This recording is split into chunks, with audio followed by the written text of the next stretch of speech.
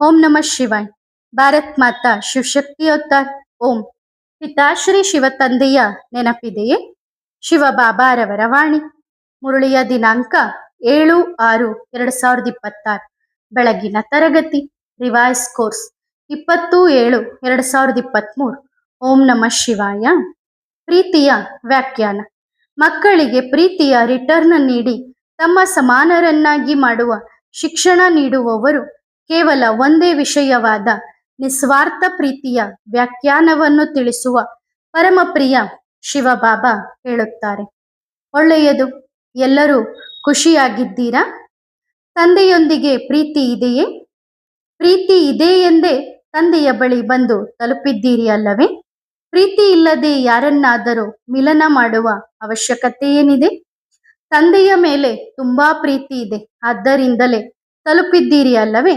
ಆದರೆ ತಂದೆಗೆ ಎಷ್ಟು ಪ್ರೀತಿ ಇದೆ? ಒಂದು ವೇಳೆ ಕೇವಲ ನಿಮಗೆ ಮಾತ್ರ ಪ್ರೀತಿ ಇದ್ದಿದ್ದರೆ ಆಗಲೂ ತಲುಪಲು ಸಾಧ್ಯವಾಗುತ್ತಿರಲಿಲ್ಲ ಅಲ್ಲವೇ? ಅಂದ ಮೇಲೆ ತಂದೆಗೂ ಸಹ ಅಷ್ಟೇ ಪ್ರೀತಿ ಇದೆ. ಪ್ರೀತಿ ಪ್ರೀತಿಯಿಂದ ಸೆಳೆಯಲ್ಪಡುತ್ತದೆ. ನೆನಪು ನೆನಪನ್ನು ಸೆಳೆಯುತ್ತದೆ. ಪ್ರೀತಿಯಲ್ಲಿ ಹೆಜ್ಜೆಗಳು ತಾನಾಗಿಯೇ ತನ್ನ ಜೊತೆಗಾರನ ಕಡೆಗೆ ನಡೆಯುತ್ತವೆ. ಅದಕ್ಕಾಗಿಯೇ ಪ್ರೀತಿ ಎಲ್ಲರಿಗೂ ಇದೆ ಅಲ್ಲವೇ? ಪ್ರೀತಿಯಲ್ಲಿ ಪರಿವರ್ತನೆ. ಪ್ರೀತಿಯಲ್ಲಿ ಯಾರ ಮೇಲೆ ಪ್ರೀತಿ ಇದೆಯೋ ಅವರ ಸಮಾನ ಆಗುವುದು. ತಂದೆಗೆ ಪ್ರೀತಿ ಇದೆ, ಅದಕ್ಕಾಗಿಯೇ ತಂದೆ ನಿಮ್ಮ ಸಮಾನ ಆಗಿ ನಿಮ್ಮನ್ನು ಭೇಟಿಯಾಗಲು ಬಂದಿದ್ದಾರೆ. ತಂದೆಗೆ ಈ ಧರೆಯ ಮೇಲೆ ತನ್ನದೇ ಆದ ಯಾವುದೇ ಮನೆ ಇಲ್ಲ, ಯಾವುದೇ ಪರ್ಮನೆಂಟ್ ಮನೆ ಇಲ್ಲ. ಆದರೆ ನಿಮ್ಮನ್ನು ಭೇಟಿಯಾಗಲು ತಂದೆ ಮನೆಯನ್ನು ಬಾಡಿಗೆಗೆ ತೆಗೆದುಕೊಂಡಿದ್ದಾರೆ. ಇದಕ್ಕೆ ಏನೆನ್ನುತ್ತಾರೆ? ನಿಮ್ಮನ್ನು ಭೇಟಿಯಾಗಲು ಈ ಪ್ರಪಂಚದಲ್ಲಿ ತಂದೆ ಮನೆಯನ್ನು ಸಾಲವಾಗಿ ತೆಗೆದುಕೊಂಡಿದ್ದಾರೆ, ಬಾಡಿಗೆಗೆ ತೆಗೆದುಕೊಂಡಿದ್ದಾರೆ. ತಂದೆಗೆ ಪ್ರೀತಿ ಇದೆ ಅಲ್ಲವೇ? ಆದ್ದರಿಂದಲೇ ನಿಮ್ಮ ಹಾಗೆ ನಿಮ್ಮೊಂದಿಗೆ ಮಿಲನ ಮಾಡಲು ಬರುತ್ತಾರೆ. ತಂದೆ ತಮ್ಮ ಪ್ರತಿಜ್ಞೆಯನ್ನು ಪೂರೈಸಿದರು. ಈಗ ನಿಮ್ಮ ಸರತಿ. ನೀವು ಸಹ ತಂದೆಯ ಸಮಾನ ಆಗಿ ತಮ್ಮ ಮನೆಗೆ ಬರಬಹುದೇ? ತಂದೆ ನಿಮ್ಮನ್ನು ಭೇಟಿಯಾಗಲು ನಿಮ್ಮ ಸಮಾನ ಆಗಿ ಬಂದರು. ಈಗ ನೀವು ಸಹ ಏನು ಮಾಡಬೇಕು? ತಂದೆಯ ಸಮಾನರಾಗಬೇಕು. ತಂದೆ ಹೇಗಿದ್ದಾರೆ? ನಿಸ್ವಾರ್ಥ ಪ್ರೀತಿ ಮಾಡುವವರು. ನೋಡಲು ಹೇಗಿದ್ದಾರೆ? ನಿರಾಕಾರ. ಹಾಗಾದರೆ ನೀವು ಸಹ ಏನು ಮಾಡಬೇಕಾಗುತ್ತದೆ? ನಿರಾಕಾರ ಸ್ಥಿತಿಯಲ್ಲಿ ತಮ್ಮ ಪರಮಧಾಮದ ಮನೆಗೆ ಬರಬೇಕು. ಅರ್ಥವಾಯಿತೆ? ಇದೇ ಪ್ರೇಮವಾಗಿದೆ, ಇದೇ ಪ್ರೀತಿಯಾಗಿದೆ. ಹೇಗೆ ತಂದೆ ಸಾಕಾರರಾಗಿ ನಿಮ್ಮನ್ನು ಭೇಟಿಯಾಗುತ್ತಿದ್ದಾರೆಯೋ ಹಾಗೆಯೇ ನೀವು ಸಹ ಎಂದಾದರೂ ನಿರಾಕಾರರಾಗಿ ಪರಮಧಾಮಕ್ಕೆ ಬನ್ನಿರಿ. ಆಗ ತಂದೆಗೆ ಖುಷಿ ಸಿಗುತ್ತದೆ.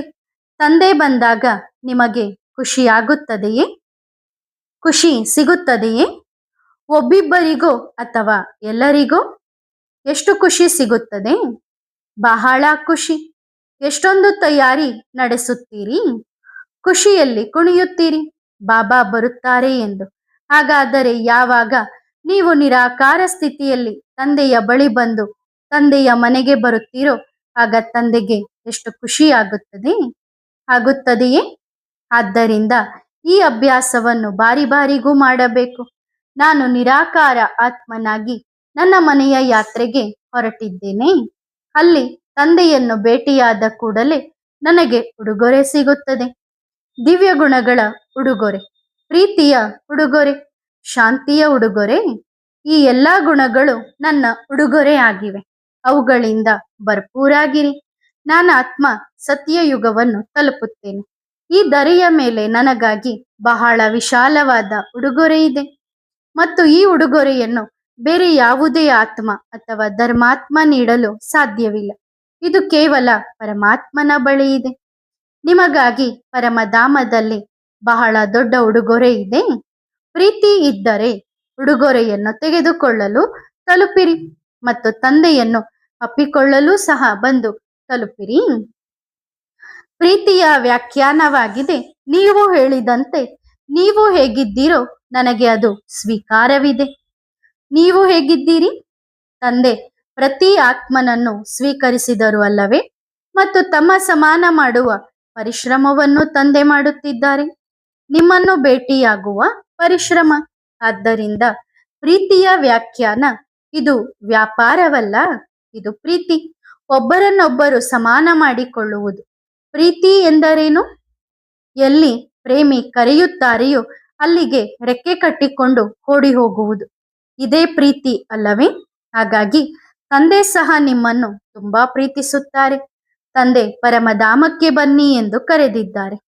ಸೂಕ್ಷ್ಮವತನದ ಮನೆಗೆ ಬನ್ನಿರಿ. ಹೇಗೆ ನೀವು ಕರೆದಿರೋ, ಒಂದು ವೇಳೆ ಭಗವಂತ ನಿಜವಾಗಿಯೂ ಪ್ರೀತಿ ಸ್ವರೂಪನಾಗಿದ್ದರೆ ನಮ್ಮ ಹಾಗಿರಿ, ನಮ್ಮನ್ನು ಭೇಟಿಯಾಗಿ ಎಂದು. ಒಂದು ವೇಳೆ ನಿಜವಾಗಿಯೂ ನೀವಿದ್ದರೆ ನಮ್ಮನ್ನು ನಿಮ್ಮ ಬಳಿ ಕರೆಯಿರಿ. ಆಗ ತಂದೆಯಂತೂ ನಿಮ್ಮ ಬಳಿ ಬಂದರು ಅಲ್ಲವೇ? ನೀವು ಕರೆದಿದ್ದೀರಿ, ಅದಕ್ಕೆ ತಂದೆ ಓಡೋಡಿ ಬಂದರು. ಈಗ ತಂದೆ ಕರೆಯುತ್ತಿದ್ದಾರೆ. ನಿಮ್ಮ ರೆಕ್ಕೆಯಲ್ಲಿ ಅಷ್ಟು ವೇಗವಿದೆಯೇ? ಶಕ್ತಿ ಇದೆಯೇ? ಇಲ್ಲದಿದ್ದರೆ ಆ ವೇಗವನ್ನು, ಶಕ್ತಿಯನ್ನು ತುಂಬಿಕೊಳ್ಳಿ. ಒಂದೇ ಪವರ್ಫುಲ್ ಮಂತ್ರವಿದೆ. ಆ ಮಂತ್ರ ಪ್ರೀತಿ. ಪ್ರೀತಿ ಇದ್ದಾಗ ಆಗ ಹಾವು ಕೂಡ ಹಗ್ಗದಂತೆ ಕಾಣಲಾರಂಭಿಸುತ್ತದೆ. ಏನೂ ಕಾಣುವುದಿಲ್ಲ, ಭಯವೂ ಇರುವುದಿಲ್ಲ, ಚಿಂತೆಯೂ ಇರುವುದಿಲ್ಲ, ಲೋಕ ಮರ್ಯಾದೆ ಇರುವುದಿಲ್ಲ, ಯೋಚನೆಯೂ ಇರುವುದಿಲ್ಲ. ಕೇವಲ ಪ್ರೀತಿ ಇರುತ್ತದೆ. ಒಬ್ಬರೊಂದಿಗೆ ಪ್ರೀತಿ ಇರುತ್ತದೆ.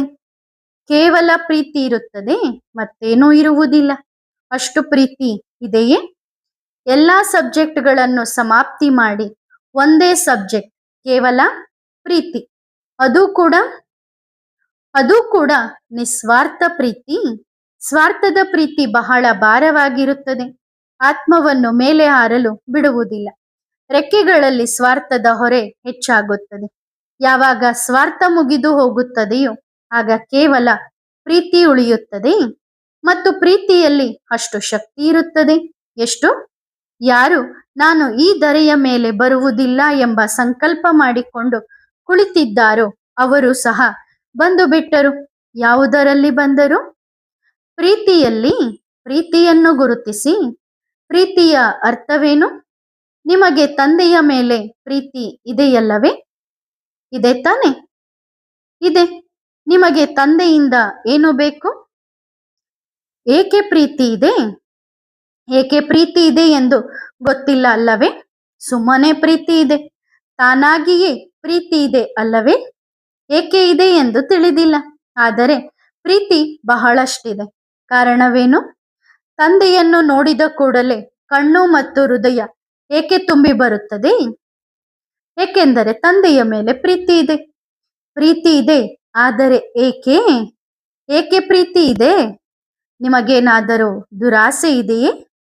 ಸ್ವರ್ಗದಲ್ಲಿ ಮಹಾರಾಜ ಮಹಾರಾಣಿ ಆಗುತ್ತೇನೆ, ಅದಕ್ಕಾಗಿ ತಂದೆಯ ಮೇಲೆ ಪ್ರೀತಿ ಇದೆ, ಈ ರೀತಿಯೇ? ಈ ರೀತಿ ಆಗಿಲ್ಲ ತಾನೆ?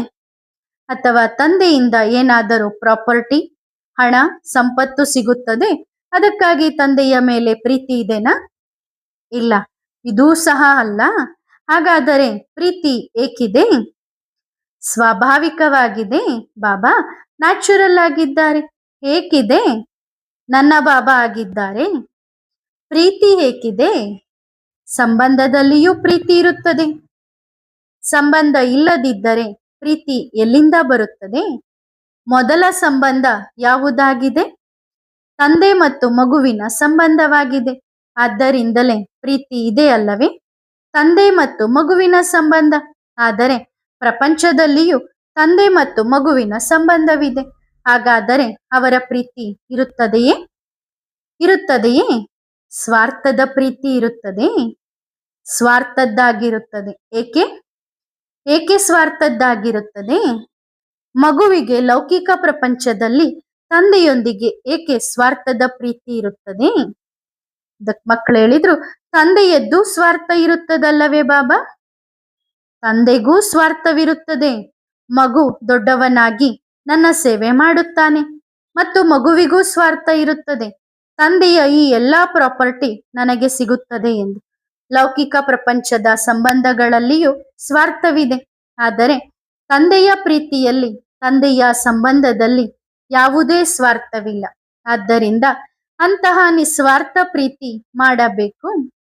ಹೇಗೆ ತಂದೆ ನಿಮ್ಮ ಸಮಾನ ಆದರೂ ಈಗ ನೀವೂ ಸಹ ತಂದೆಯ ಸಮಾನ ಆಗಿ ತಂದೆಯ ಮನೆಯ ಯಾತ್ರೆಗೆ ಬನ್ನಿರಿ.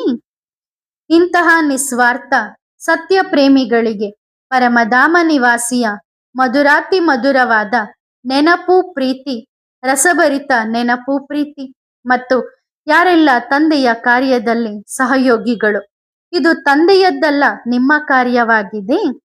ಏಕೆಂದರೆ ಮಾಲೀಕರು ಯಾರು ಆಗುತ್ತಾರೆ? ನೀವು ಮಕ್ಕಳು ಮಾಲೀಕರಾಗುತ್ತೀರಿ. ಇಂತಹ ಮಾಲೀಕ ಮಕ್ಕಳಿಗೆ ಮಾಲಿ ತಂದೆಯ ನೆನಪು ಪ್ರೀತಿಗಳು. ಮಾಲಿ ಎಂದರೆ ಹೂವುಗಳ ಆರೈಕೆ ಮಾಡುವವನು. ಹಾಗಾದರೆ ನೀವು ಯಾರಾಗಿದ್ದೀರಿ? ಹೂವುಗಳಾಗಿದ್ದೀರಿ ಅಲ್ಲವೇ? ಹೂವುಗಳಾಗಿದ್ದೀರಿ. ಆಗುತ್ತಿದ್ದೀರೋ ಅಥವಾ ಆಗಿಬಿಟ್ಟಿದ್ದೀರೋ? ಆಗುತ್ತಿದ್ದೀರಿ ಅಲ್ಲವೇ? ಬೇಗ ಬನ್ನಿ, ಏಕೆಂದರೆ ಸಮಯ ಬಹಳ ಕಡಿಮೆ ಇದೆ. ಡ್ರಾಮಾದಲ್ಲಿ ಇದ್ದಿದ್ದರೆ ಇಂದು ವರ್ಷ, ದಿನ, ಸಮಯ ಎಲ್ಲವನ್ನೂ ತಿಳಿಸಿ ಹೋಗುತ್ತಿದ್ದರು. ಆದರೆ ತಿಳಿದಿದೆ. ತಿಳಿಸುವುದರಿಂದ ಮಕ್ಕಳ ಮನಸ್ಸಿನಲ್ಲಿ ಬಿರುಗಾಳಿ ಬಂದು ಬಿಡುತ್ತದೆ. ಯಾವ ಪುರುಷಾರ್ಥ ಮಾಡಬೇಕೋ, ಪರಿಶ್ರಮ ಪಡಬೇಕೋ ಅದನ್ನು ಮಾಡಲು ಸಾಧ್ಯವಾಗುವುದಿಲ್ಲ.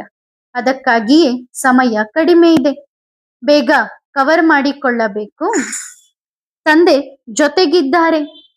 ಬದುಕಿರುವಾಗಲೂ ಮತ್ತು ಶರೀರ ಬಿಟ್ಟ ಮೇಲೂ ತಂದೆ ಹೆಚ್ಚಾಗಿ ಅಂಟಿಕೊಂಡಿರುವವರಾಗಿದ್ದಾರೆ ಅಲ್ಲವೇ? ಹೌದಲ್ಲವೇ? ಬದುಕಿರುವಾಗಲೂ ಬಿಡುವುದಿಲ್ಲ ಮತ್ತು ಸತ್ತ ಮೇಲೂ ಹಿಂದೆಯೇ ಇರುತ್ತಾರೆ. ಇಂತಹ ಸಂಗಾತಿ ಯಾರಾದರೂ ಸಿಗುತ್ತಾರೇನೋ?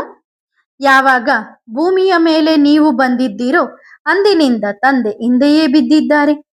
ನೀವು ಶರೀರ ಬಿಟ್ಟು ಹೊಸದನ್ನು ತೆಗೆದುಕೊಂಡಿರಬಹುದು, ಆದರೆ ತಂದೆ ನಿಮ್ಮನ್ನು ಹಿಂಬಾಲಿಸುವುದನ್ನು ಬಿಟ್ಟಿಲ್ಲ.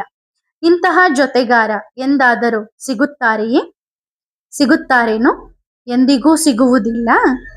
ನೀವು ಎಷ್ಟೇ ಸಾರಿ ಶರೀರ ಬಿಟ್ಟಿದ್ದರೂ ನೀವು ಶರೀರ ಬಿಟ್ಟಿರಿ, ಆದರೆ ತಂದೆ ನಿಮ್ಮನ್ನು ಬಿಡಲಿಲ್ಲ. ತಂದೆಗೆ ಎಷ್ಟು ಪ್ರೀತಿ ಇದೆ. ಮತ್ತು ಒಂದು ವೇಳೆ ಪರ್ಮನೆಂಟ್ ಆಗಿ ಈ ಹಳೆಯ ದೇಹದ ತ್ಯಾಗ ಮಾಡಿ ಪರಮಧಾಮಕ್ಕೆ ಹೋದರೂ ಸಹ ಬಿಡುವುದಿಲ್ಲ. ಈ ಪ್ರಪಂಚದಲ್ಲಿಯೂ ಇಲ್ಲ, ಪ್ರಪಂಚದ ಹೊರಗೂ ಬಿಡುವುದಿಲ್ಲ. ಮತ್ತು ಮಕ್ಕಳು ಸ್ವಲ್ಪ ಮುನಿಸಿಕೊಂಡರೂ ನೇರವಾಗಿ ತಂದೆಯನ್ನೇ ಬಿಟ್ಟು ಬಿಡುತ್ತಾರೆ. ಆದರೆ ತಂದೆ ಮಕ್ಕಳು ಎಷ್ಟೇ ಬೈದರೂ ಸಹ, ಆದರೆ ತಂದೆ ಮಕ್ಕಳನ್ನು ಬಿಡುವುದಿಲ್ಲ. ಏಕೆಂದರೆ ತಂದೆಗೆ ಗೊತ್ತಿದೆ, ಈಗ ಬೆಲೂನ್ನಲ್ಲಿ ಗಾಳಿ ಬಹಳ ಫೋರ್ಸ್ನಿಂದ ಇದೆ. ಯಾವಾಗ ಗಾಳಿ ತಣ್ಣಗಾಗುತ್ತದೆಯೋ ಆಗ ಮಕ್ಕಳಿಗೆ ತಾನಾಗಿಯೇ ತಂದೆಯು ನೆನಪಾಗುತ್ತಾರೆ. ಏಕೆಂದರೆ ತಂದೆಗಂತೂ ಗೊತ್ತಿದೆ ಅಲ್ಲವೇ? ಎಷ್ಟೋ ಬ್ರಾಹ್ಮಣ ಮಕ್ಕಳು ಬ್ರಾಹ್ಮಣ ಪರಿವಾರದಲ್ಲಿ ಏನೋ ಹೇಳುತ್ತಾರೆಂದರೆ, ನಾವು ಸತ್ತು ಹೋಗುತ್ತೇವೆ, ಆದರೆ ನಿಮ್ಮ ಬಳಿ ಭೇಟಿಯಾಗಲು ಬರುವುದಿಲ್ಲ. ತಂದೆ ಏನು ಹೇಳುತ್ತಾರೆ? ನೀವು ಸತ್ತ ನಂತರ ಬಹಳ ಫಾಸ್ಟ್ ಆಗಿ ಬರುತ್ತೀರಿ, ಆಗ ವೇಗ ಬಹಳ ಹೆಚ್ಚಾಗುತ್ತದೆ. ಮಕ್ಕಳು ಹೀಗೆ ಹೇಳುತ್ತಾರೆ. ಹಾಗಾದರೆ ಅವರಿಗೇನೆನ್ನಬೇಕು? ಪೂರ್ಣವಾಗುವಂತಹ ಸಂಕಲ್ಪ ಮಾಡಿರಿ. ಈ ರೀತಿ ಅಲ್ಲ, ನಾವು ಸತ್ತ ಮೇಲೂ ನಿಮ್ಮ ಬಳಿ ಬರುವುದಿಲ್ಲ ಎಂದು. ಅವರೇ ಎಲ್ಲರಿಗಿಂತ ಮೊದಲು ತಂದೆಯ ಬಳಿಯೇ ಬರುತ್ತಾರೆ. ಅದಕ್ಕಾಗಿಯೇ ಈ ಸಂಕಲ್ಪ ಮಾಡಿ, ಬಾಬಾ, ಏನೇ ಆಗಲಿ ನಾವು ನಿಮ್ಮ ಜೊತೆ ಮತ್ತು ನಿಮ್ಮ ಕೈಯನ್ನು ಎಂದಿಗೂ ಬಿಡುವುದಿಲ್ಲ ಎಂದು. ಒಳ್ಳೆಯದು, ಮತ್ತೆ ಸಿಗೋಣ. ಆತ್ಮಿಕ ಮಕ್ಕಳು ಆತ್ಮಿಕ ತಂದೆಗೆ ಮಾಡುವ ನೆನಪು, ಪ್ರೀತಿ ಮತ್ತು ನಮಸ್ತೆ. ಧನ್ಯವಾದ ಬಾಬಾ, ಶುಕ್ರಿಯಾ. ವರದಾನ: ಮಾಯಾ ಜೀತ್ ಭವ. ಬ್ರಾಹ್ಮಣ ಜನ್ಮವಾದಾಗಿನಿಂದ ಬಾಪ್ ದಾದಾರವರಿಂದ ಎಷ್ಟು ಬಿರುದುಗಳು ಸಿಕ್ಕಿವೆ?